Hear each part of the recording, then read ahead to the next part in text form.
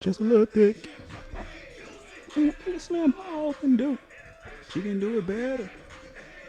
Anything Slim Hall can do. She can do it better. Oh, Trinidad James. Mama did how they like a guy that got a lot and then don't find about it. It's all out like a side. Yeah, you looking at the body. The only second got me talking. I got a copy. You see the common Copperfield. Whoa. Oh, they played it like it wasn't nothing to a hoe. Bruh. The bitch named Delicious and took up an interest. I put in some weight and then tried to envision how my dick would fit up in a pussy from the back. Bruh. Over here to do it math. I'ma need Ike Newton, Martin Newton, Karma Sutra, all that booty I can dream. Really, nigga?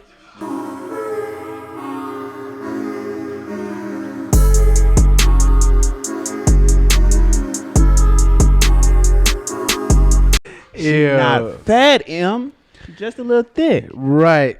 Like Lizzo, just a little thick. Man, you gonna get off my baby, bro. You gonna get off Big Lizzo. That's my baby. Well, you know what? I'll tell you what. If we become famous. Mm-hmm. Not if, when. When we become famous and when we eventually meet Lizzo. Okay. I could take her to... You have dibs. I could take it's all her, yours. I could take her to, what's that? The Frowny Face Burger? IHOP. No, the Frowny Face Burger on La Brea. There's a place called what? Franny? Basically, it's like McDonald's, but it has a frowny face. Okay.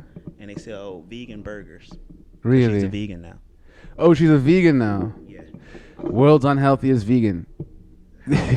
How you gonna say she's unhealthy? You don't know she's unhealthy.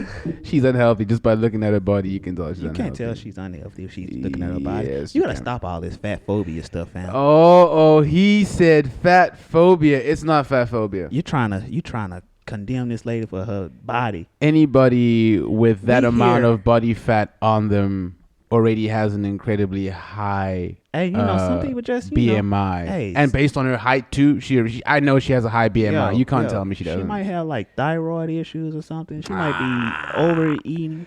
I used to say all that. I used to say all that stuff. People who are big love say that because I used to be 255 pounds. Okay, I went down to 180. Now I'm at like 200. I'm trying to lose like 20 over the next. You at 200? Yeah. Fat ass. I know, and it's crazy because I weighed myself the other day and I was like, "Damn, himself, and I he's gotta get back." self-reflecting this on. No. He projecting it because I want everybody who has been through that experience or who is in that place where you're big. I would say this to lose some weight. It's good for you. I would say this. Life is too short. If you're happy where you at, you're happy where you at. Life is too short, yes, but that don't mean your life has to be cut short. You get me? You feel that? You feel that? I know you get that. I know what you're saying smart. and what you're getting at. Yes.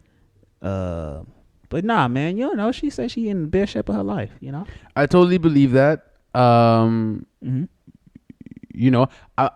take her word for it. I think the muffin top and the love handles and all that would say different. But we're in a space and time now in the world where, an individual can be obese and... Fam, you do know 90% of the world is obese, right? Or not 90%, about 75% of the world is obese. And as far as I know, it's growing. But in the Western world, it's a particular issue. I mean... Yeah, I guess, but at the same time, like I said, for me, I feel like this, right? I feel like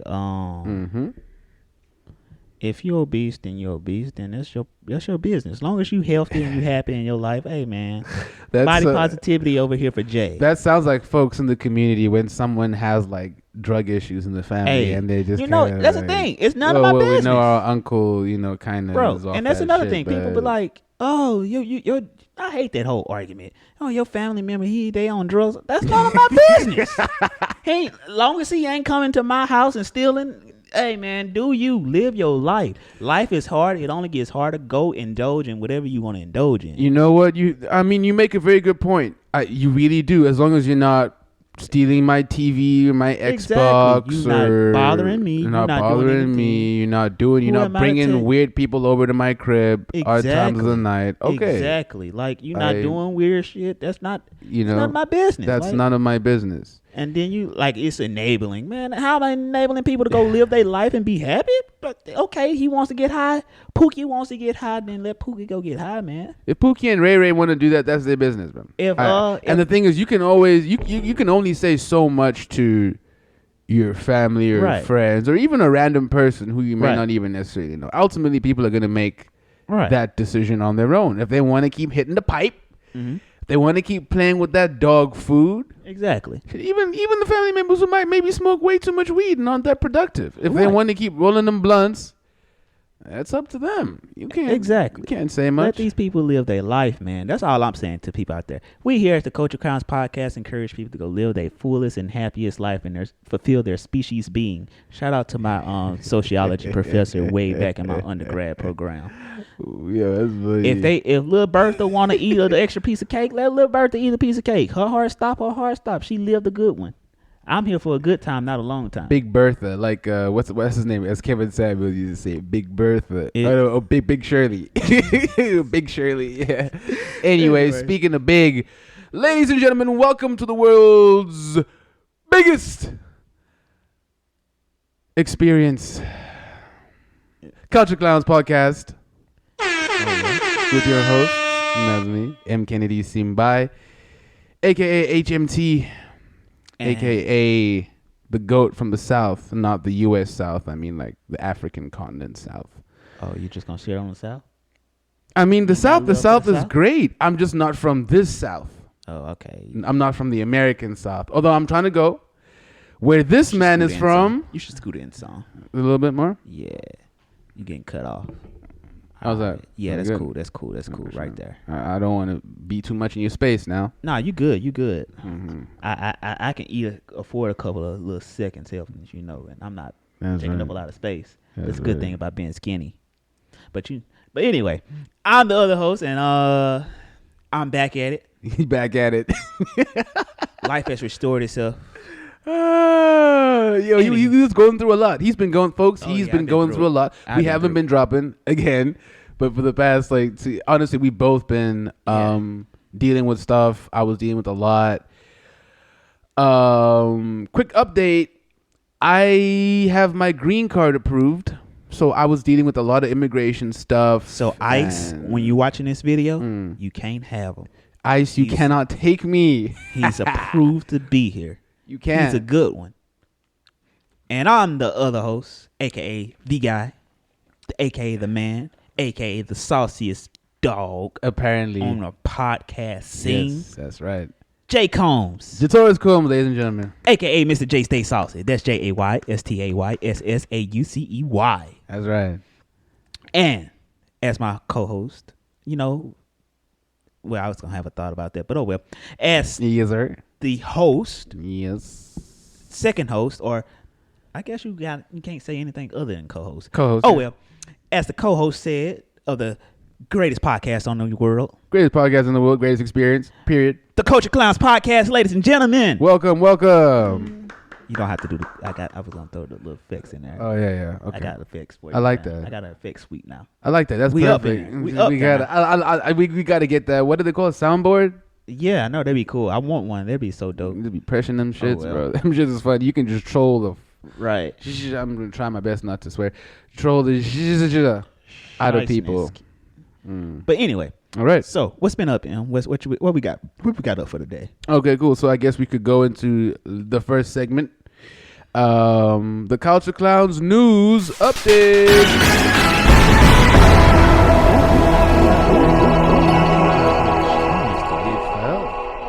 Tighten it up for you. So you would right it tighty, left it loosey. There we go. I was tight. But make sure you gotta center the little green thing on there. Here, I got you, fam. Technical difficulties, mechanical hardware, all that. But you know what? I'm gonna bring you an advertisement. Do you find that when you're shooting your podcast, you tend to have issues keeping your microphone in place? This should be good now. Or perhaps you tend to have audio issues. If that is the case, I highly recommend Jay's Auto and microphone repair. Bring it back in. What's the next segment? What's the segment we got? It is a news update. News update. Culture No, we Clown gotta news bring it update. up. I got you. I was going. Never mind. Fuck it. Culture Clown's news update. What you got up for us, M? Okay, cool. So the first thing I want to talk about has to do with the economy. It has to do with jobs, and I think even more specifically how it relates to us, especially as young people, as the youth. I'm hoping that everybody listening is interested in trying to get your money up. Right. Trying to stack it and flip it. Right. Okay, the best way possible, investments, all that kind of stuff. We want everybody in the community, and even if you're not part of the black community, it's everybody in general. We want everybody's finances to be up. I don't like seeing anybody poor. I don't like seeing anybody losing. So, in the United States, job openings are high, layoffs are low, and employees keep quitting. Can we get a quitting sound effect? I get you. Quitting sound. Fuck this shit, I'm out. So the rate of job openings, quits and layouts, and it's a really, really crazy shit. Job openings are very, very high. 11.3 million job openings to be exact. Yes, 11.3 million job openings, which amounts to 2 jobs for every person looking for work. So basically, if you're right now in the United States, if you're looking for a job, Right. there's essentially 2 jobs out there for you, technically, right. according to the statistics. But in May, 4.3 million people quit their jobs. Right. And like Fox says, that's not the behavior you would expect in a recession, especially because apparently, because of COVID and stuff, we're going through a recession, high inflation. We're not in a recession yet. I think we're in the beginning stages of it. I feel like that's why Vox should have been very clear about that before putting that in. Because I think generally there's kind of different metrics for what a recession is. I feel like if you look online, all the gurus and stuff, and even maybe some of the more serious outlets like Times or Forbes, whatever, I think they know, and they do tend to speak of, we got high inflation, we got this, we got that, and there's a recession coming. I think we're in the beginning stages of it. I don't think we're in like smack bang in the middle of it. Right. But I think definitely it's weird. It's an imbalance. It's an imbalance in economy versus especially coming from COVID. You would think that employees would be able to employers would be able to hang on to their employees, but no, people are quitting and they're firing, laying off people. It's crazy. And so what I got to say about this? So I have a friend who's a general manager, and he's dealing with this exact thing. Like he's a general manager of this like store, this ice store. Where they sell glasses, whatever. And so one of the biggest things that he's dealing with is finding employees and then keeping employees, retention. And it's not, they pay well, but long story short, they pay well in relative to everybody else. Yes. However, this is the thing that I think about when I hear this. 2 things come to mind. One, the biggest thing is our generation millennials and Generation Z, I really think we are the swing generation. And what I mean by we are swing generation. What I mean by that is we shifting a lot of what used to be the old way and what to be the new way. So I think millennials, the ones that people that were born from 95 or the late 90s people born from the late 90s to about 2005, everybody that's basically the young working force from age 18 to 34, right? Which I think this study was dealing with is 18 to 34. We are that generation now where we're dealing with the ideas of this is what the old way was. And we're in the swing generation now where we're switching and trying to fight to bring in a new way of things. With that, the thing that I see and the problem that I hear when I hear about this is people, old generations like, you young people don't want to work. No, we young people don't want to work for less than what we worth. Precisely. And that's the thing. Exactly what you said. We young people don't want to come and do the same menial little jobs that you old people used to do and get by, have to have 2 and 3 jobs just to get by. Exactly. And so when I thought about this and I was looking at this, I was thinking about my friend. I was thinking about how he talks about his job and how he runs it. Nothing on him, but it's just like when you think about the metrics that they use, Yeah. and even though they pay a well scale, it's like you think about the metrics that they use, you think about how the company run, and you think about that old way of how you're supposed to show up, and how you're supposed to, like, even something that's so simple as you can't sit down, like you got to stand up for like 8 hours or whatever. Like, we're not dealing with like that way of thinking. We're not there. That old way of thinking, and you come to your job and you dedicate to your job that can let you go. It's done. It's over with. And the thing is, they don't seem to get that. That's why a lot of these politicians, and this is gonna go into like the third paragraph over there where I was gonna talk about. But basically, a lot of these politicians, they talk about, well, we don't want to raise the minimum wage, it's going to affect business, or we don't want to create the environment where you're going to be able to take better care of yourself, whatever, because when I was younger, I just used to get a summer job, and that used to be able, and it's like, but dude, here's the thing. When you got your summer job, your summer job pay for whole college. Dude, my summer job barely can pay for my light bill. Dude, your summer job was in the 60s, my guy. Your summer job paid for 4 semesters of college. Like, we're like 60, 70 years on. What are you talking about, like, bro? Like, prices of economics. And then I hate those old generations of like, oh, like I remember when I was younger, I used to go to this church, and the pastor, he was always preach, oh, Big Mama used to make such and such work with like $5 to get $5, and now y'all can't do whatever with $1,000 or whatever, how much money he was like. But I sit there and I think about that always. It's like, yeah, Big Mama can stretch $5 because $5 get you at least 2 packs of bread, 2 packs of like chicken, and then they had their own chicken or whatever. We're not accessible to that. Exactly. And everybody's like, oh, we should go back to being accessible and like having our own garden. It takes a lot to own a garden. It takes a lot to own a garden. And what about the people who aren't in a space where they don't have a garden? What about the people who are in apartments? Like, you know, you can't, where are you supposed to grow your stuff? Is no, you know what I mean? And even community gardens, like, that can work, but again, it's called a community garden because it's the whole effort of the community to really take care of that. So if you're in an area where there may not necessarily be that much support for folks growing their own stuff, then you're in a shitty situation.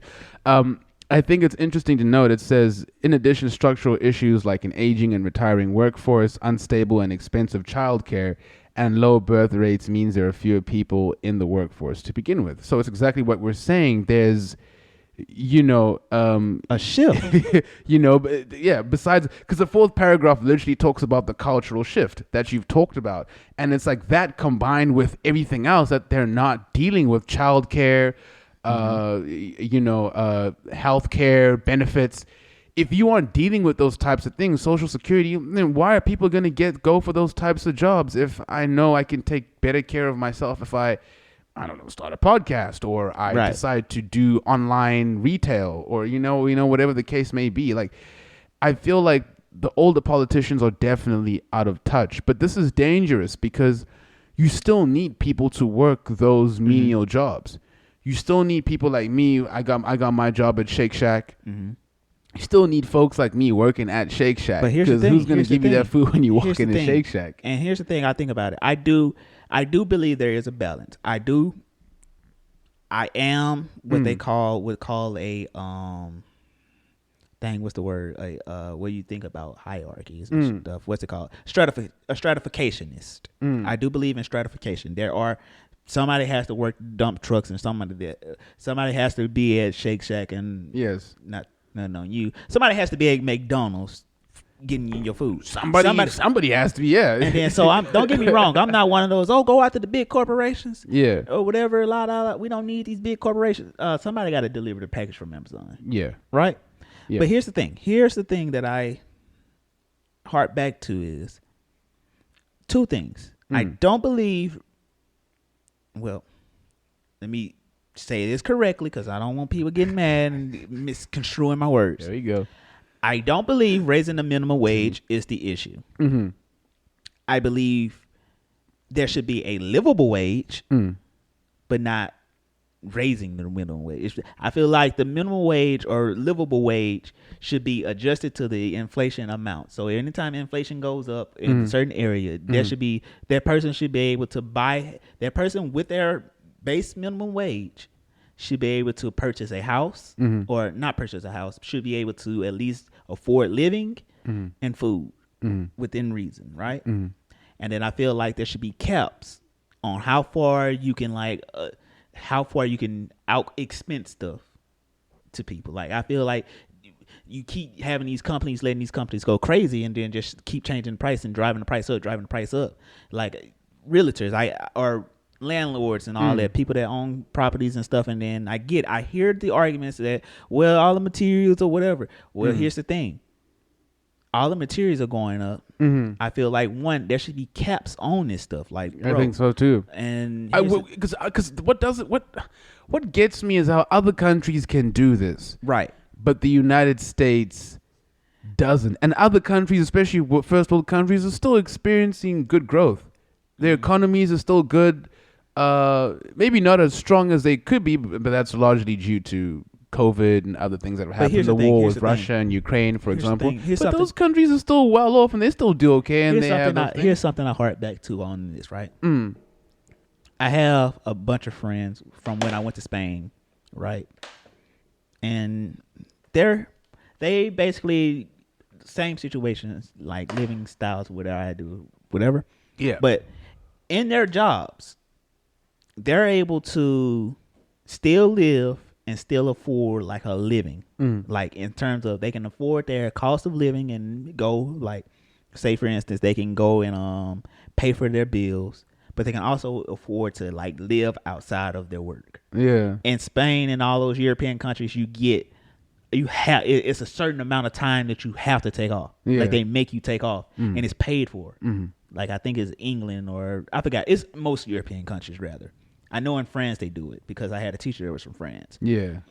But the idea that I don't get why Americans are so harped on this idea that you have to do these things this way. And I don't get the conflict of saying we want to make sure.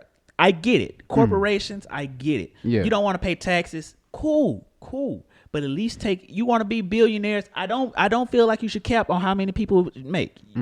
Go and make however much money you can, but take care of I feel like the top 1% needs to do a better job at taking care of their bottom 99%. The worst thing that happened, in my personal opinion, was Citizens United, which essentially ruled that corporations are people. And now what happens is that with that comes the privacy of being your own person to determine how you want to make your money, how much of that money you want to make, and what you want to do with it. So they're just like us. They're just like people. So we can't say corporations are different entities. They're entirely different entities from us. Because Citizens United literally ruled that corporations are people. Like when you sue a corporation, you're not suing the owners, you're suing the corporation. Right. But no, even then, my crazy. thing is this: like that's a whole different thing. That's like business and business in law other words, and all that. Which I get, but it's like in other words, there's literally not necessarily any responsibility on the people who run the corporation or the owners. Because ultimately, it all just goes back to the corporation. Right. It's not. I'm not personally inclined to do anything. I'm chilling in my mansion. I'm getting my income from this business. But here's the thing. Like what I was, and it kind of goes back to what I was saying. I get that. Do that. I am all for everybody being able to go get as much money as they can on this earth and live as happy as life as they can with the resources they are able to obtain. Yeah. I don't fault the Jeff Bezos. I don't fault the Elon Musks. Contrary, I feel like, hey, with what they had, the knowledge they had, the resources that they had, they were able to leverage those things to make them a fortune. Billionaire boys. That's exactly like. Yeah. At my heart and at my core, I am a capitalist. I do believe in going after and like getting as much of the world as you can get. Trade and know, yeah. I do, but at the same time, on the same argument and the spectrum of that, when you do this, you have to take care of the people who do this for you. Because if you're putting your feet down on the people who getting nothing, then you're gonna deplete. You're gonna see what you're seeing. You're not going to have a workforce. And then that's the thing now. I love this. Like I said, this swing generation. I call it. It's not even. It's it's not Gen Z millennials. I call it the swing generation from like 90s to like 2005. Yeah. Those people that were born from that area, right? We are now going to. We have the mindset of. We're no longer gonna do this. I'm gonna go to work every day for pennies on a dollar. While somebody's making billions and I'm barely able to pay my light bill. It shouldn't be like that. It should not be like that. It shouldn't be like that. It shouldn't be like that. So I feel like this.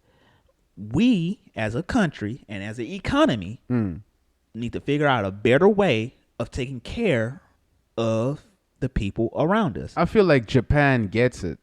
Like Japan is one country that gets it. They still have these massive companies and conglomerates that make billions and millions of dollars, but the general standard of living for the Japanese people is still good. You're not. I don't know with Japan.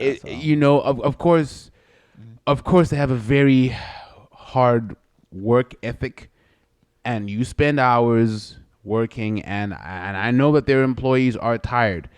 However, the difference is that you have a good standard of living. You can actually afford everything you need to afford, and you're not living paycheck to paycheck. Well, I would say this. This is I feel like most of Europe has that. Like I said, I have a lot of European friends. I have a lot of European friends. Europe too, yeah. And from like Ireland, from Spain, from France, and you hear like they don't work to live. They don't that's the biggest thing when you come here in America is you have to work to live, or you're living to work rather. Yeah, you're living to work. They don't have to do that. Yeah, they're actually going to their jobs, making their money, and going to live like their life, and having enough money to go live through their life. Like I had a friend from Ireland came here a while back, and he was looking at schools. He was actually looking at our alumni, right? Okay. And so he was looking at schools, but he looked at it. He was like, "Bro, what? Like, I basically have to spend up my life savings to come here. Like, it's crazy. It's like, dumb. That's crazy to go to school it's crazy. just for one semester. It's crazy, dude, and that's the problem. I find it very interesting, especially this final paragraph where it says, even though consumer spending growth has slowed amid inflation, it's still high. Right. Thanks in part to pent up demand. So people still want to buy things. Right. Okay. And savings. And I think it's us. I feel like our generation spends, yes, but I feel like we're becoming a lot more monetarily conscious. I don't necessarily like parting with my money just like that. Right. I'll be careless with it, especially buying food. Sometimes I'm not gonna lie, going to restaurants, but I don't typically like to just part with my money like that. I'm not really like that. And it says that companies are still seeing demand for their goods, but the demands, obviously, to produce those goods, it can't happen without enough employees. So it's like you guys need the employees, but you aren't trying to pay the employees. Right.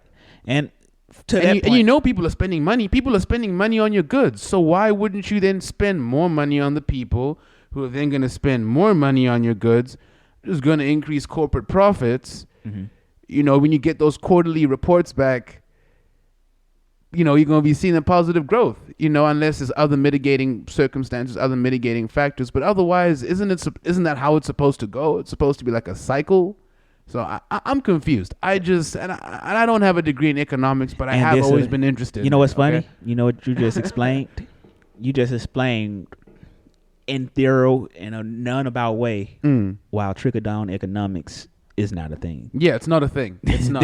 That's essentially what trickle-down economics is. It's not a thing. And I'm probably more conservative than I am like liberal, progressive. But you just explained why trickle-down economics it's not a thing. Reagan fooled people. And you know what's crazy? And my last point about that is, and then we can move on. It's the same generation that messed up everything. Yeah. That are complaining about us trying to fix it. Yes. It's those baby boomers and all that. They were like, oh, we used to do it such and such. Yeah, but y'all like messed up everything for everybody else. Yep. Y'all put everybody in this debt. Y'all put everybody in these cycles. Exactly. Y'all came back and had thanks Ronald Reagan. Thanks what's the dude name that came right before him? He started the war on drugs. Oh, Nixon? Yeah, I think so. But anyway, started that all this stuff, and then basically, so Reagan came in, gave all these consumer credit stuff, pushing credit, and then all these baby boomers and Gen Xers, they was like coming up age and all this, and living their life and going running all these credit and living by credit. So you run up all the debt ceiling. Yeah. And now you build this whole society where people have to work. There's a direct correlation, at least in my mind, between Reagan coming in the 80s and then things kind of going badly for the middle class. Yeah. Because that's when things started getting...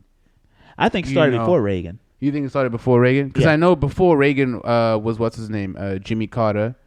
And Carter was a one-term president, obviously Democrat. And I know there was high inflation. There was a whole bunch of stuff then during Carter. I think it was before Reagan. Reagan, like, oh my gosh, Reagan was horrible. He was a devil. That's the thing. A lot of people don't realize. I realize that a lot of Americans, especially a lot of Republicans, don't realize that Reagan is responsible. The mental health crisis, all the people you see on the streets, especially in California. That was him. He's the one who closed the mental asylum. People don't even know that. You don't even know that. So you complaining California versus liberals that crazy person running on the street with his shing shang out with a sack around his legs, like. Dude, that's Reagan. That's Reagan. But yeah, like, so the thing is, so the thing is, you come in, you increase all these debts, and now people having to work, and you get in this mindset. Isn't this baby? Like, I don't know what the whole ideal is, because the baby boomers were the ones that came from war and started having, popping babies out. So the Gen Xers are the ones that had to deal with the whole baby boomers want to pop in all these people out. But the whole ideal of hard hat and I want to work to just I want to work. No, like, I'm gonna be honest with you. Jay Combs, I don't want to work. I'm gonna be honest with you. It lowers my spirit to think about a job, going to get a job, a 9 to 5, a basic ass. It lowers, bro. My homie. He just got a dope job, really dope. Yeah. Not for me, but hey, shout out Swift. Hey, he got a dope job, right? Swift, shout out Swift. But he's like, oh yeah, you're gonna be next. I'm like, bro, if I ever have to do that job, you might catch me dangling. You just might. Like I said, honestly, I'm considering, before we move on to the next subject, I'm really considering teaching, and I've been trying to get into teach myself how to code, because I feel like a lot of the jobs now where you can make good money are now really, it's in the tech sector, right? Doing a lot of tech related stuff. And if you know how to code, that already gives you a one up. And there's lots of things you can go onto on the internet, learn how to code. Here's the thing. And once you have that, it unlocks so many jobs. Right. So many jobs for you. It's actually insane. You know what the problem is for me? And here's the problem. Ever since I was a little kid, way back, and it just will not leave me be. I've always known that what I want and going to work for people, it wasn't a thing. Yeah. What I want and what I'm aiming towards, it really just doesn't sit well in my spirit, knowing that I'm going to a job. Yeah. Regardless of what that job is, that job can pay buku amount of money. At the end of the day, for me. Yeah. And I think this is the thing that a lot of millennials do, and it's kind of weird because I find myself, dang man, I ain't as crazy as I thought I was. Yeah.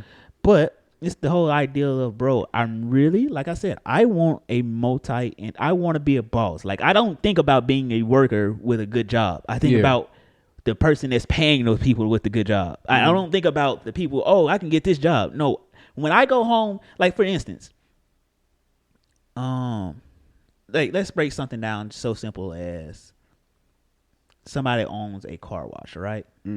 Or no, we could do it even bigger. So, your coding job, right? I don't think the way I think about it, I don't think of it as, I can get a coding job.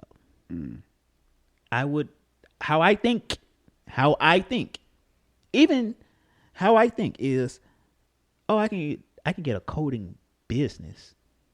Like I very much so as a owner, I have a ownership mindset. Like everything in me is an ownership mindset. When I work security, my idea I wasn't thinking about being security. I was thinking about how could you own this security job.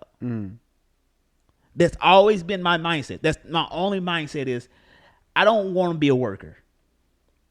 I don't want to make. I'm done. I'm done making other people billions of dollars and being their workers and they're being a slave. I find it very interesting that you even work security in the first place. Yeah, it's kind of weird. Like I just never saw you as. Well, here's the thing. Basically, I say security, but it's called security because it was late at night, and basically, I just went to sleep every night. He said he would be sad. No. So it'd be two of us, right? We'd be two of us. So you have like an hour at the computer. I see. That you have to be up, and then the other hour you gonna patrol. But I just went to sleep. Yeah, he said, "Fuck." Anywho, but no. So I say that to say this. Even to top that off, ultimately, we're in the entertainment industry, right?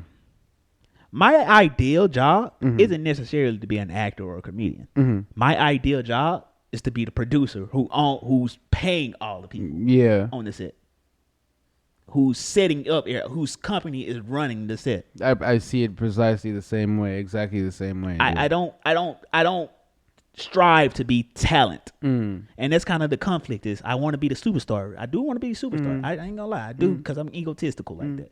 Very flashy, very flamboyant in that sense. Or you could be like a Vin Diesel, Dwayne Johnson, where you're executive producing and acting. You know what I want to be? I want to be the P Diddy of entertainment, of movies.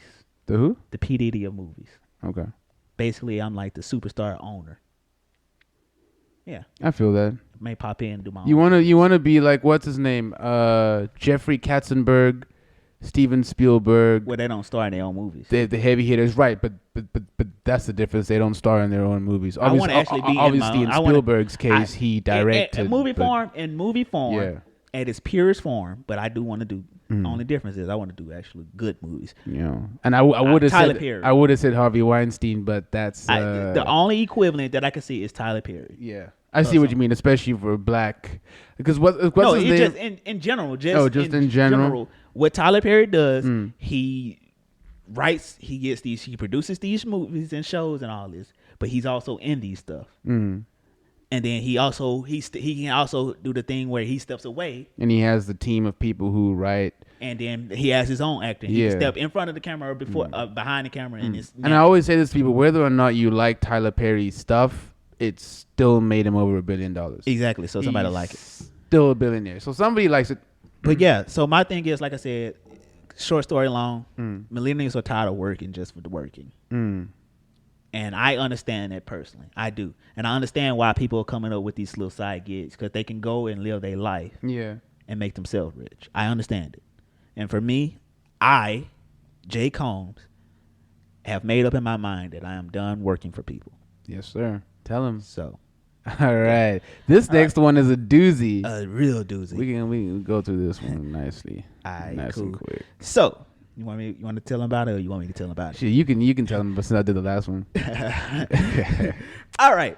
So, ladies and gentlemen, the next one is a real interesting topic. Ricky Morty. Living La Vida Loca, right? Inside, living La Vida Loca. We love you, Ricky. We do. It got him. He said, I know, you're not about to. No.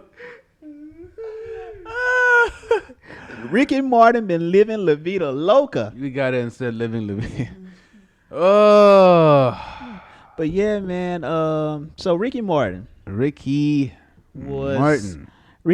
reportedly being sued and tried, in which case he can face up to 50 years in jail. That's right. For allegedly abusing, domestic abuse and incest with, with his nephew. That's right. His nephew.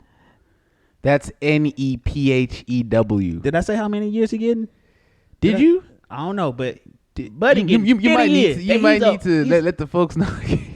They charging Buddy 50 years. 50. Sensenta. I want people to know that's 2 life sentences. That's That's sensenta in Spanish for my Spanish. How do you say that? Sesenta. 50. Yeah. Okay. Yeah, I think so. The ladies at my workplace. Cinquenta. No, it's cinquenta. Cinquenta. Yeah, cinquenta. For all our Spanish speakers, please make sure you confirm what he said. I don't trust him. Cinquenta. Cinquenta. Anywho, 50 years. 50 cent years.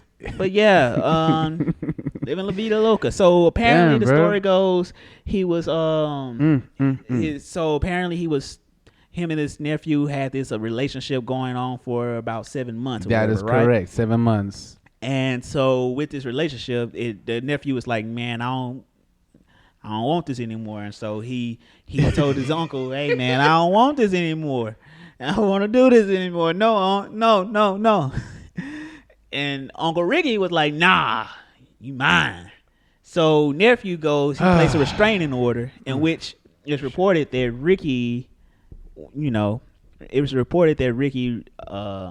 went against these restraining reports 3 times or whatever. Yeah, he was like hitting them up basically, like when your girl, like when you done with her, but she want to keep hitting you up talking about, "Oh, I want to get back with you. Why you trying to be like this? I be talking to my girls and they all say that you acting weird."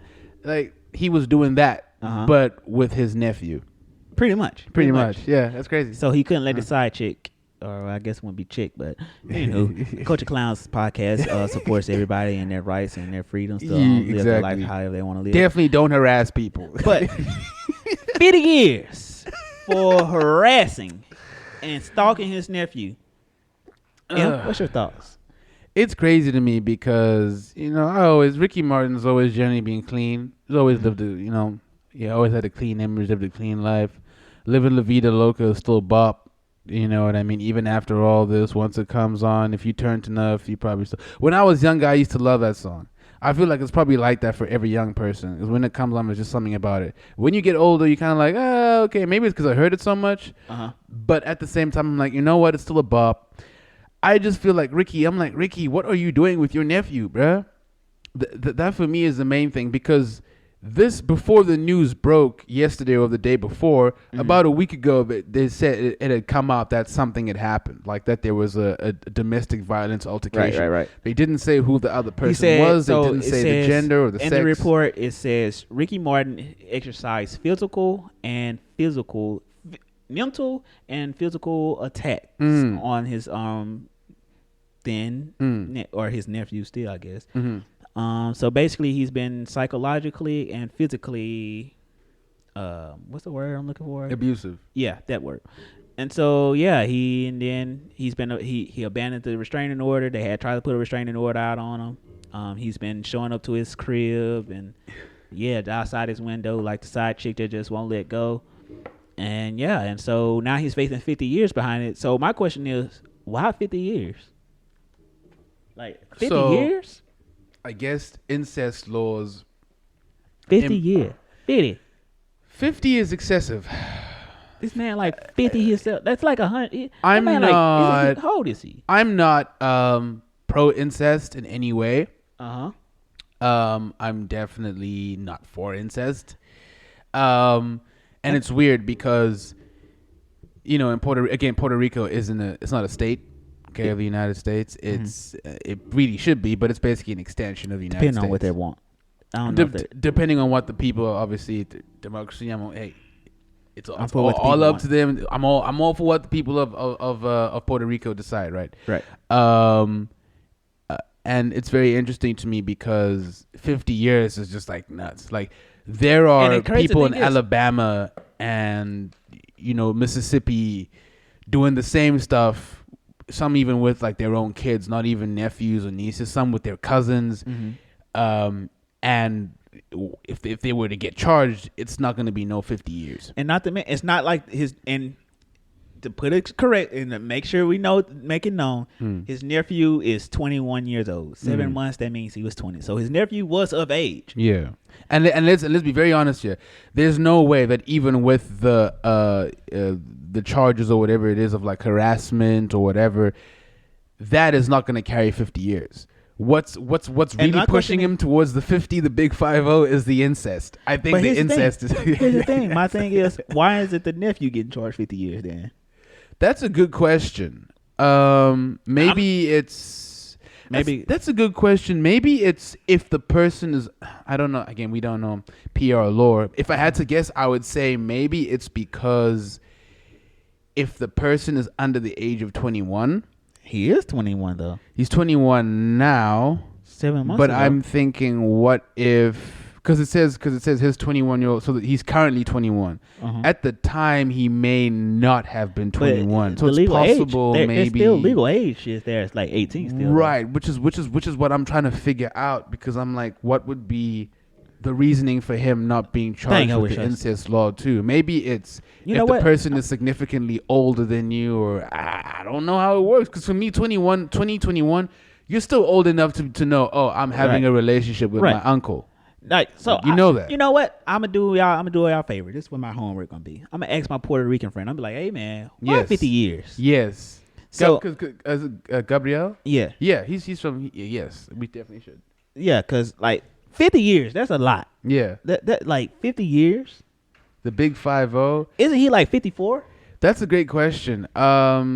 Is he? It's just very strange, because again, it's like he's been quiet. He generally does his thing. Now all of a sudden, boom. I mean, you keep all that out of public eye. That is true. Keep that out. That is true. It's not like an R. Kelly type situation where people in Chicago knew about what R. Kelly was doing and people kept quiet about it. Right.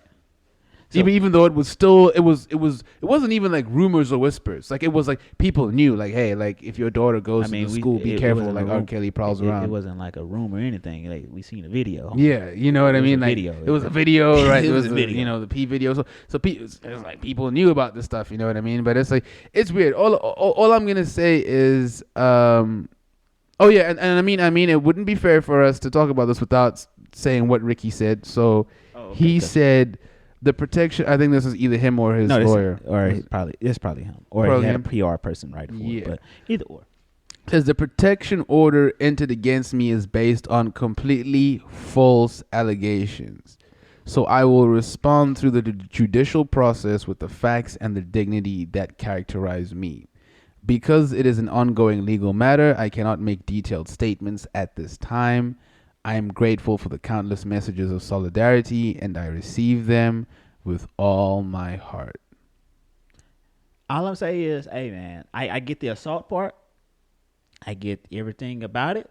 Like, I get it. Restraining order, you disobey the restraining order. You come into his door or whatever, harassing him. Okay, that makes sense. You man like the side chick, the weird side chick on the side. Like, it's weird. Like, doing too much. Trying to slash his tires. Key the doors. Bust the windows out of his car. Yeah. But 50 years, like, my thing is 50 years, bro. There's side chicks out here right now that don't get a year. Yeah. It's excessive. I want to know how they ended up crafting that. We'll do our research, and because I need to understand how that law carries 50 years. Like, right. I do. Anyway. Next one. Okay. Yeah, I mean, the dictionary's got. All right. You want to bring them in? You want to go? Yeah. So some of you may be aware, within the last week, Macy Gray, an established actor. You want to run down some of the credits? So Macy Gray is a famous singer. I think she's probably more famous for singing than. I thought she was actor. Oh wow. Oh no, she a singer first and foremost. Oh, okay. Yeah. Okay, I got you. I know. Try to say goodbye and I choke. Yeah.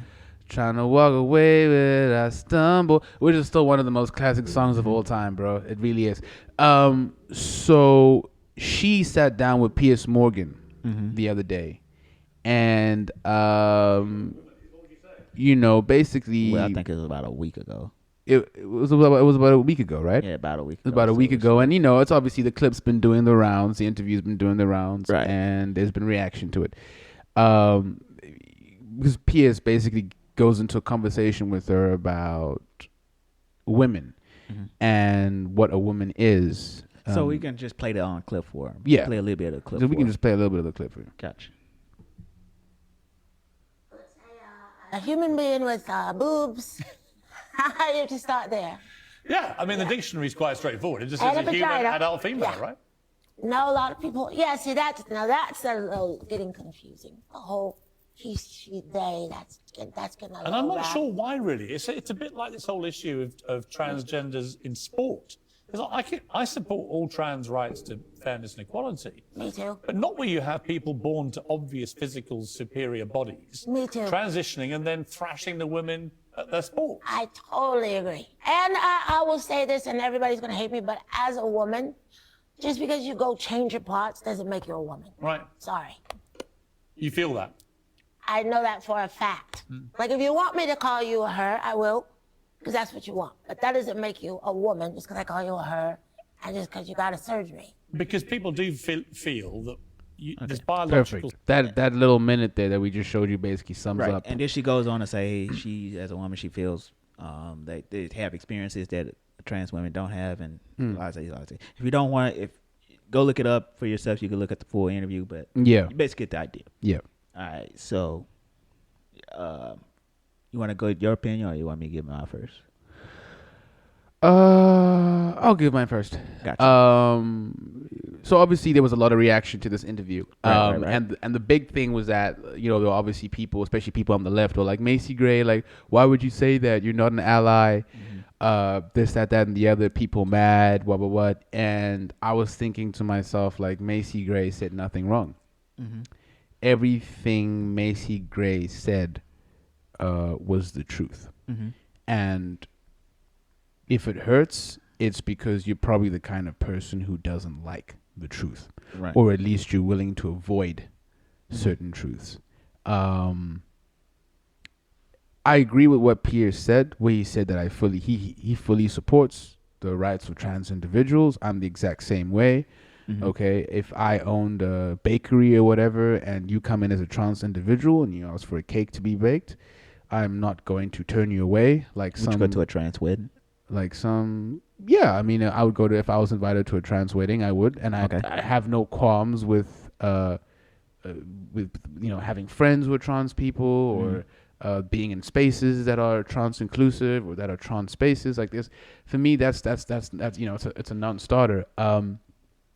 What I have an issue with is like what Macy Gray is saying. Just because you call yourself a woman, it doesn't make you one. Right. And I think it's very important to understand there's an explicit difference between gender and sex. What's happening now is that people on the left are now conflating the two. Well, I don't. And that's an issue, right? So you could be a biological male, right? That is your sex. And then you could decide, I want to transition to being a trans female. That is now your gender expression. You are biologically still a man. That does not change. Your organs, your particular DNA, the fact that generally as a man, and this is just how it is, you have greater amounts of testosterone than estrogen, right? Women have greater amounts of estrogen than testosterone.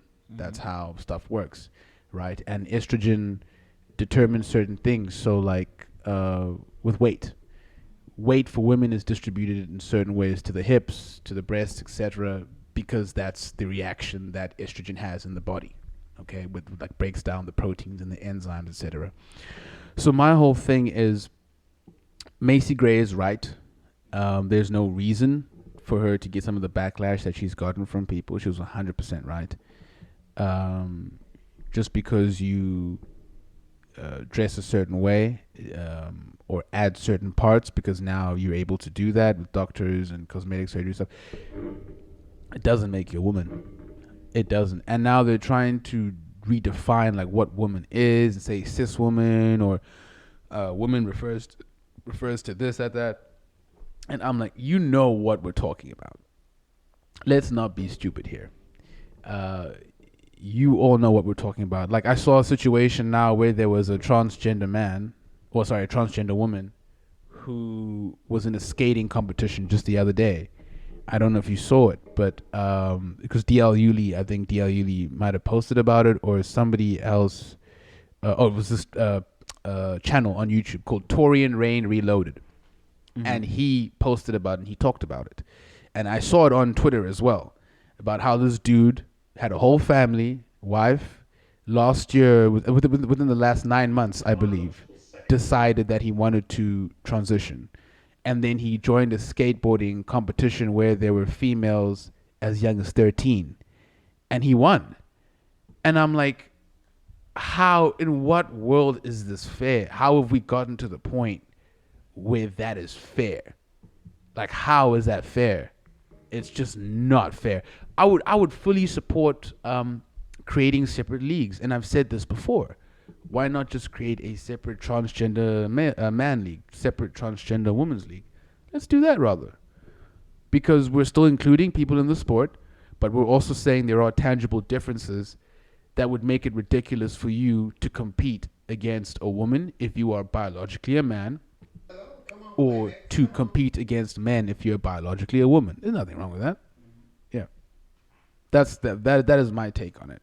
That's just my take on it. I was trying to find a clip. Okay, let's see. Yeah. All right. I don't know.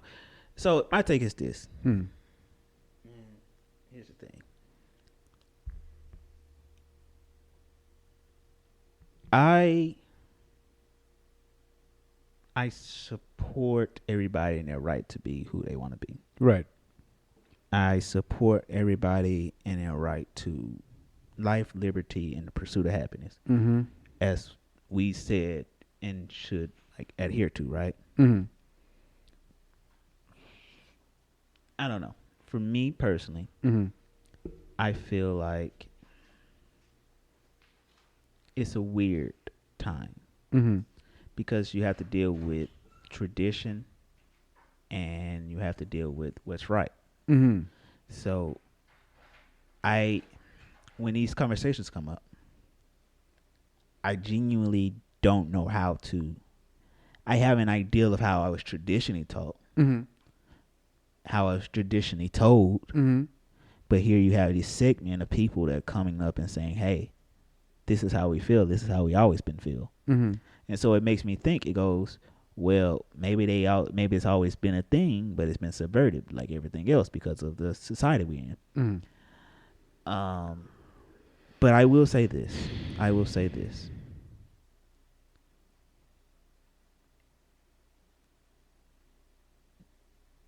Sex is a fact. Man or woman is a fact.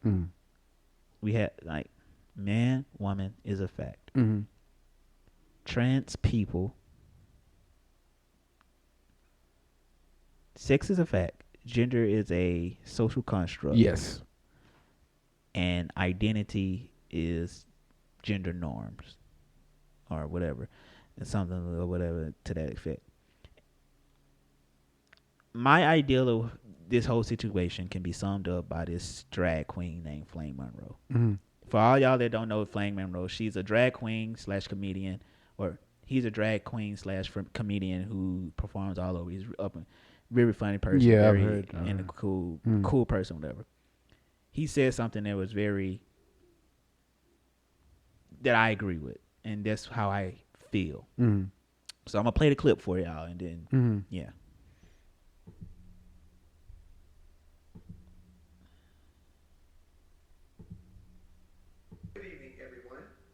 My name is comedian Flame Monroe. I am a transgender woman or person, however you describe it, and this message is directly for Macy Gray. Macy Gray, I want to tell you out the words of my mouth from my portion of the LGBTQIA+ community that I wholeheartedly support you and thank you for seeing the real world for what it is. I do not believe that you are transphobic or homophobic or any other kind of phobic. I believe that you know science and biology, because here are the three things. Gender is a fact, identity is how you feel, and sexuality is your desire. And you are absolutely right, because until you have the heart and mind of a woman, I don't believe that you could ever possibly be a biological woman. Trans women are trans women. Trans men are trans men. Women are women and men are men. It is as simple as that. There shouldn't be any argument about this, because here's... Good evening. Wow. And you have no idea how that needs to go more viral. I'm mad that only that's the first time I've seen that clip. I'm mad about that. Right. And so, yeah, I get trans people are fighting for their rights, and I get that everything right now is topsy-turvy in terms of custom norms and everything. But you can't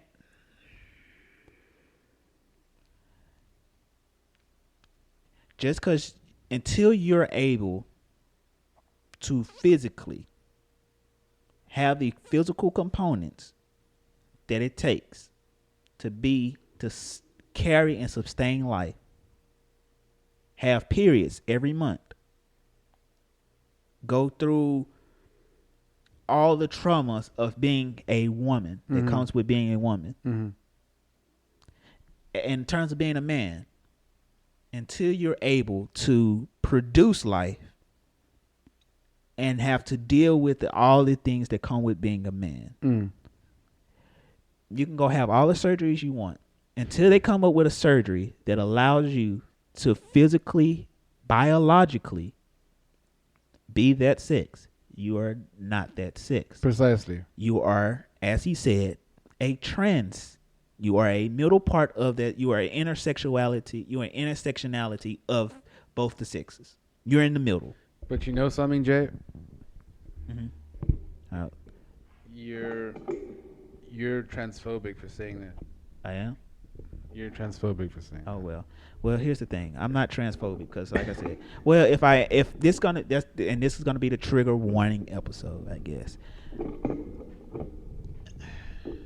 I get it. Everybody right now is trying to fight for their rights, and everybody right now is trying to build, like I was saying, the swing generation, trying to change everything that we learned, taught, and whatever. But at the same time, we don't want to get to a point where everything is just pure anarchy. Right. And there's nothing. Like, there's no social bounds or social anything holding anything up. I got you. There's no, thank you. We don't want to get to a point where we say to people, oh yeah, you know what? Fuck logic. Screw logic. This is just about how you feel, which is where we're going. Let's be very, very honest about that. We're headed in a direction where we're now saying to people, screw logic, screw the basis and the foundation of life sciences, of human life sciences at least. Screw all that for feelings. Right. And for how you feel. Yeah. And so I am not supporting that. So, yeah, and here's the thing. My message to everybody is respect everybody, give everybody the space to be who they want to be and live as free as they want to be.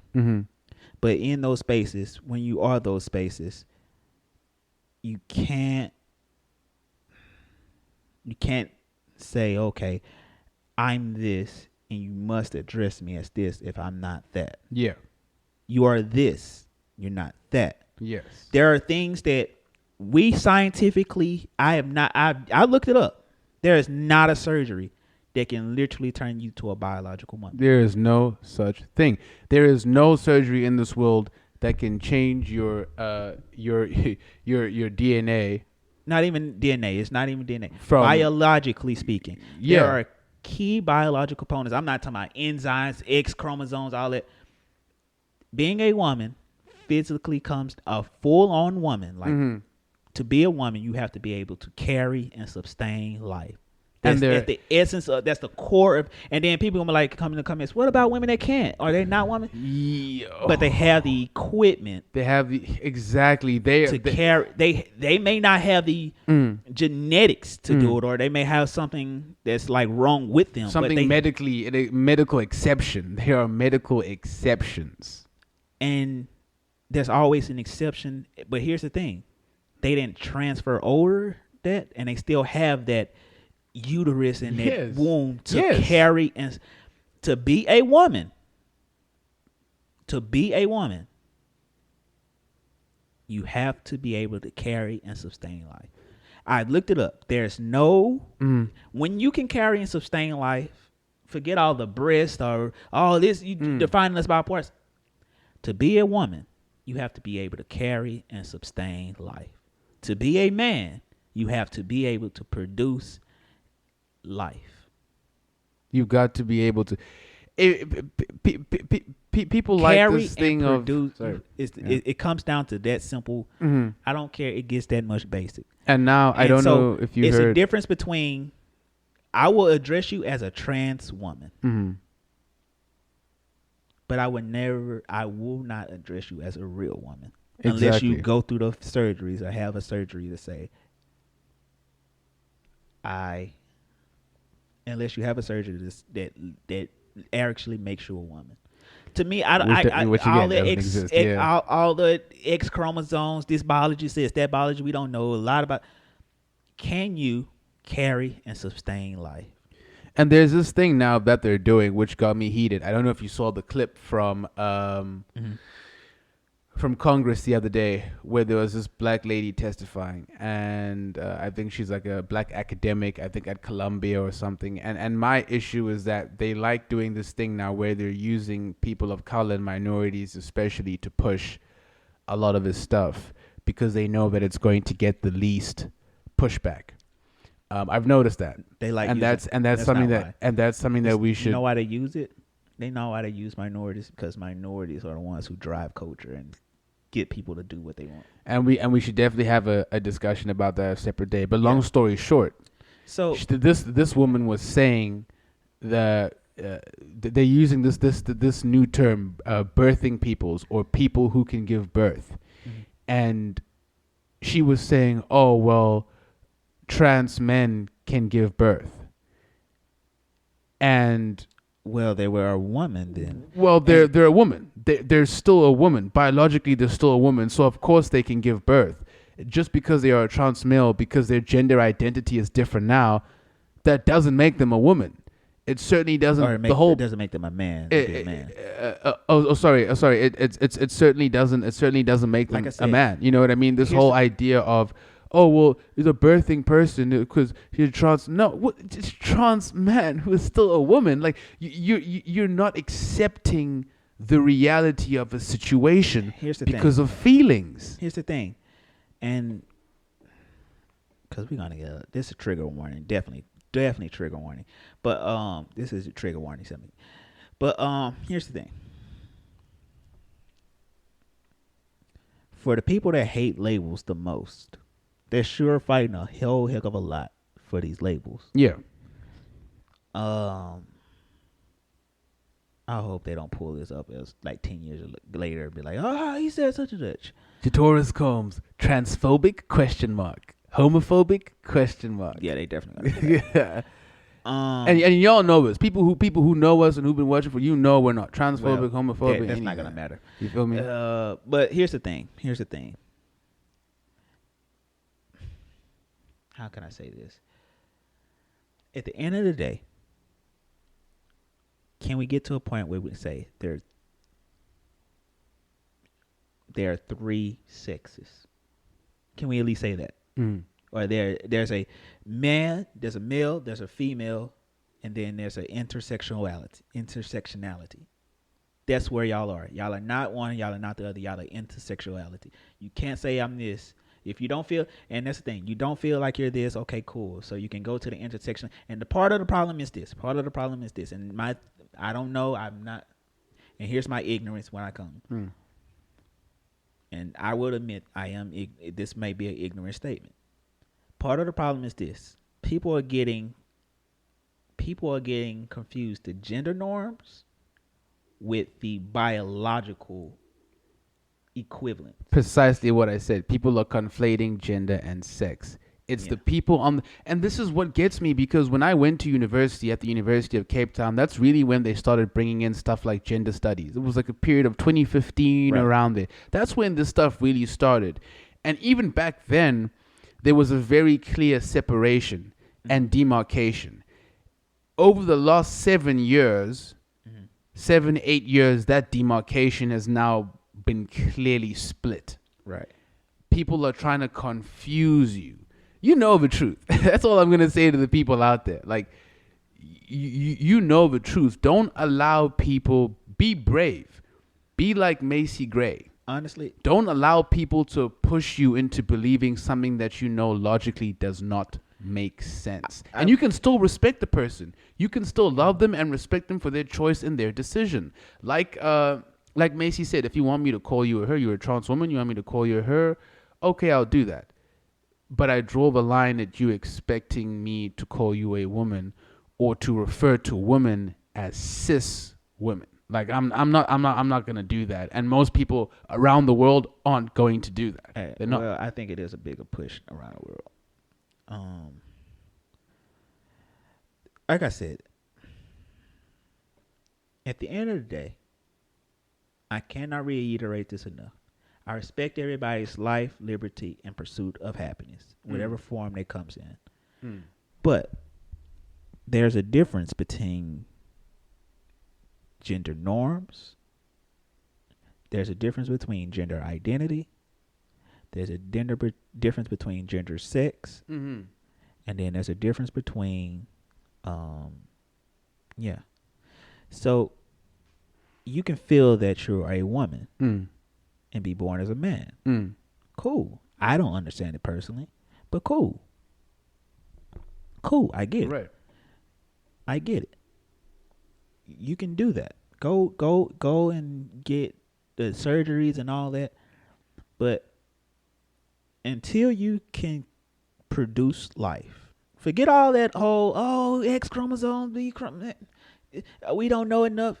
Until you can physically curate, or for women, until you can physically carry, sustain, and birth life. That's at its core. That's at its core. Woman, we can do one more. We just do the last segment. Jump to it. We can skip that one. No. We good. Nah, we because good. my phone also gonna go whatever. Oh, bet. That's just at a core of being a woman. I would address you as being a trans female, but to be a woman, you can't just say. And then it's crazy because it's like it's this whole ego of the man thing that is still kicking in. Yet you have this much arrogance about being a man that you're like, oh, I can be a woman. Okay, cool. Or women, it's like, all right, cool. Well, if you feel that way, you feel heavily about it, you feel you should be a different sex. Okay, cool. You can go experience your life and get the surgeries and do all this stuff to have the experiences of a woman. However,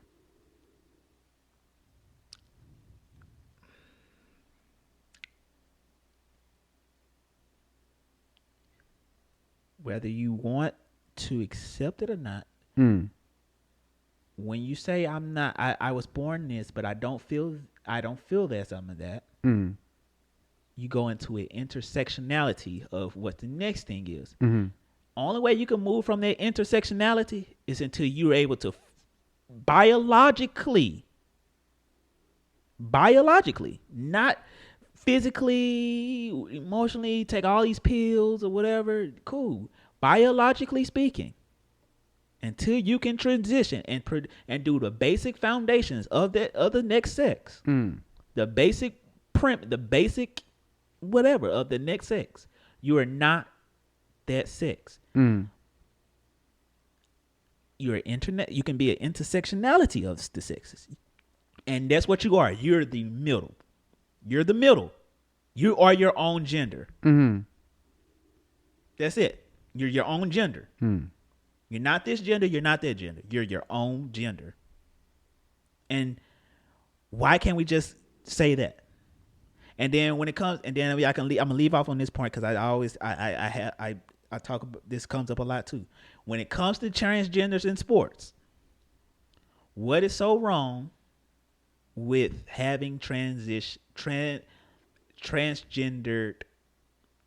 sports, just like we have male sports, just like we have female sports? Why can't we have transgender sports? Why can't we have transgender leagues? Yeah. transgendered leagues. That way, everything will be fair and fair. Fair and fair. What's the problem? We don't have to argue about anything. We don't have to say, oh, well, we don't have to go do testing. We don't have to go, you're transgender. This is what you say you are. Cool. You can compete against other transgenders. You don't have to go worry about getting tested as this or society sees me. Biologically speaking, there's a difference biologically that we have yet to, like I've looked on the internet. We have yet to break any kind of like medical thing that's biologically changing. Like we can change the hormones and all this stuff in you to make you appear to be such and such. But biologically speaking, you're not such and such. You're not. It's no surgery out there that has made you such and such. And you can do all the hormone blockers you want or all the testosterone builders you want, but you're not such and such. You're in the middle. And there needs to be an acceptance of that. Because I feel like what's happening is you're actually playing with people's mental health now by doing this. Or you're putting people in a situation where you're lying to them. For example, on dating apps like Tinder and stuff, people who are trans women or trans men aren't explicitly stating that they are. And so they meet up with somebody who's now gotten catfished. And in some of these situations, people are actually getting hurt. Like in some of these situations, people are literally getting hurt because it's a lack of honesty. For me with that, on one hand, I am of both parties mindsets with that too. I feel like they have the right to. I feel like people have the right to know. The right of disclosure, and I feel like people should also have the right to say I have a preference. You're not homophobic, racist if you have a preference. I watched a video the other day. Some guys said, like, especially with black men, they were like, black men, no, you guys, well, you don't want to go for trans individuals. Well, there's so much misogyny. And, if I have black men. I'm like, what? Here's the thing. There's nothing wrong with having a preference. So, yeah, that's all I'm going to say with that. And people have to respect people and their preferences. Whether it be race, sexually, or whatever. I have a preference. If I have a preference towards something, that means I like something. Yeah. That's just literally human nature to like something. You favor something or whatever. And then people like come up with the argument, oh, well, you close your mind off to such and such because of, well, that's my prerogative, though. It's not that I hate you. I just don't have a preference towards you. That's an issue that he would have to deal with separately then. if it is at all an issue, he's going to have to deal with it separately. So, in summation, transgender community, I respect you. I love you, Sam, and I support your rights to life, liberty, and the pursuit of happiness. 100%. But you're not biologically that sex. If we're gonna be honest about it, you're the middle, and that's how I see it. Yeah. If we can accept that, then we can move forward away from this. 100%. All right. Last segment, and we can get out of here. All right, or second to the last segment, martini segment. Yeah. Shit that keeps me up at night. That shouldn't. Or should it? Dun, dun, dun. You ready? So, as we know, the world, as we know it, the Earth, planet Earth, our home, is filled with 70% of water. 70% of the world is covered with water. Yeah.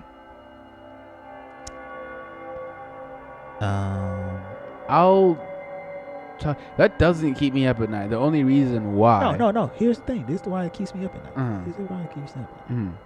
7% of the world is filled with water. We've only discovered 20% of it. Yes. The 20%, that does keep me up at night. No, we've only discovered 20%. Meaning we don't know it's 80. That's a whole other 80%. 100%. What I'm saying is, knowing that we've only discovered 20%. That's what I'm saying. That 100% keep because the fact of the 70% of water, like I remember learning about that very young in school, right? So when I was younger, I was like, wow, that's crazy. then it's that additional, when you get older and you really think about it, knowing that we've only discovered 20% of the 71% of the planet, that's pretty intense, dude. It's a very, very intense thing. And then here's the thing. There's been more technological advances to explore space. We know more about space than we know about our own oceans. I believe that. No, we do. It's scientifically proven. I 100% believe We that. know more about space and we have more technology geared towards space. It makes sense because it's just, you can't. We can create space shuttles and stuff to take people out into space, like to survive the vacuum of space, obviously within the space shuttle. So here's the thing. Here's part one of what keeps me up at night. Get that in mind. 70% of the world, the Earth, is covered with water. We've only discovered 20% of it, meaning a whole 80% that we don't know none of, we don't want to touch. Right. We know more about space than we know about this 80%, right? Yes. What the hell is in that other 80%? And why? Why are we still stuck at, it's the year of our Lord 2022, and we do not know what's in this other 80%? I think it's largely due to because we can't say it's the expansiveness of the sea. Because space is way more expansive than our ocean, right? So it's definitely not a thing of it's just, no. I think it's the hindrance of going to those depths. I think that's what it is. 80%. We don't know anything. We don't have anything. Right. It's just there. We just know it's deep. Right. We just know it's deep. But that also moves me to part two. Or part three. No, it's part two. The first two points. The first 2 points on one. We're counted together. Okay, I see. So this also moves me to part three, right? So we know. All thing we know is we don't know what's down there. All thing we know is that it's deep. However, this is something else that really, really keeps me up at night. I seen a video, and they did like a hypothetical like situation scenario where they did a 3D animation of a giant hand coming out to grab the earth. And the scientist came on and he's like, well, if that hand did that, it would be nothing more than a wet marble. That's what it would feel like. Oh, really? So to us it's deep, but if somebody was like a huge hand came and like touched to grab the earth, it'd just be one wet ball. Slippery. It'd be a slippery ball. That's all it would be. Meaning it wouldn't be that deep. It's wild, dude. That's. There's a lot, dude. There's a lot about our planet we don't know, man. That's like crazy. even the land. Like there's plenty of places on this planet that actually haven't really been explored yet. Like think about all those uncontacted tribes, right? All the indigenous tribes. Like think about all those lands that we haven't gone through, all the fauna, the plant life that might be there. Like they might be the cure for like HIV there in a plant that we just still haven't come across. Like the Amazon jungle, I think the majority of the Amazon jungle still hasn't been explored. The Congo forest on the African continent, I'm pretty sure there's parts of that haven't been explored. So there's a lot, dude. Like, yeah, I just think to myself, we're still very much in our infancy as a species. We're still very much in our infancy. Even with that, we're more closer to exploring and harvesting other planets. Yeah. Than we are. Which is crazy to think, bro. Than we are of knowing about what's on our own planet. Yeah. It's kind of dumb when you think about it, but then also is it really? Should we really be putting resources towards that? Like if you knew we could go to Mars and colonize Mars. We're going to go to Mars. Yeah. Why are we so eager to go to Mars and we don't know what's on our own planet? Because we're trying to party in Mars. Hey, I might just open the first strip club in Mars. I'm not going to. That's fun. That is fun. The strip club in Mars. When they start making it global, we're gonna go in business, do that. Yeah. Like have strip clubs across the cosmos. Party on Jupiter. But yeah, my thing is like we know we're more closer to going to like build on other planets. We know more about other planets actually than we do our own planet. That's kind of crazy. It's wild, man. Yeah, and it's been another episode of shit that keeps me up at night. That I don't know why, but should it? Dun, All dun. All right. All right, man. Let's go and get out of here and with the last segment. Yes, sir. Artist of the week. Artist of the week. It's been a while since we did one of these. Yeah. But Artist of the Week is our time to give a shout out to a special artist who we see out here doing our thing, doing their thing, and doing their thing well. We don't care what your art is. We don't care what you do. We just care that you out here having fun and you living in your truth. We care that you out here being in that swing generation and saying, forget the old way of doing things. I'm going to go do my art. I'm going to dedicate myself to what I'm going to go do. Tell them. Forget all the other bull. So, with that being said, who we got as Artist of the Week? Alrighty. So, for Artist of the Week, proud to announce we have my South African friend, our South African sister, Sihle, Sihle Vilakazii, aka Z. She's a lovely, lovely person, incredibly talented. She's a dancer and actress. I'm pretty sure she sings too. I've never heard her sing, but I'm pretty sure she sings too. And if you haven't seen her, go to her Instagram page. Yes. Hilarious. Please do go to her Instagram page. She's got like her TikToks are hilarious. She be posting her TikToks on there, and I feel like she should blow up because I whenever they come on, I do find myself laughing. Like I do. I'm like I'm like some of these are so random, and it's like what the hell. She's incredibly talented, and she's just a super, super nice person. Very energetic, very passionate. And so please do follow her on Instagram. I believe her is SHILE_VILKAZI. Yeah. Definitely follow her on Instagram. She's amazing talent. She's can funny. Act, sing. She's very hilarious. She's very she's a great person to be around. Like very cool person to chill with. Yeah, always the life of the party. Always the good center of attention. She's and she's beautiful for sure. So yeah, shout out to Z. Shout out to Z. With that, you got anything else you want to add? No, sir. Just make sure you all have an awesome rest of your July. We'll obviously be dropping more, but I just want to send out the positive vibes, put it all out there for everybody listening, everybody watching. Bet. With that, Culture Clowns, we out. Peace.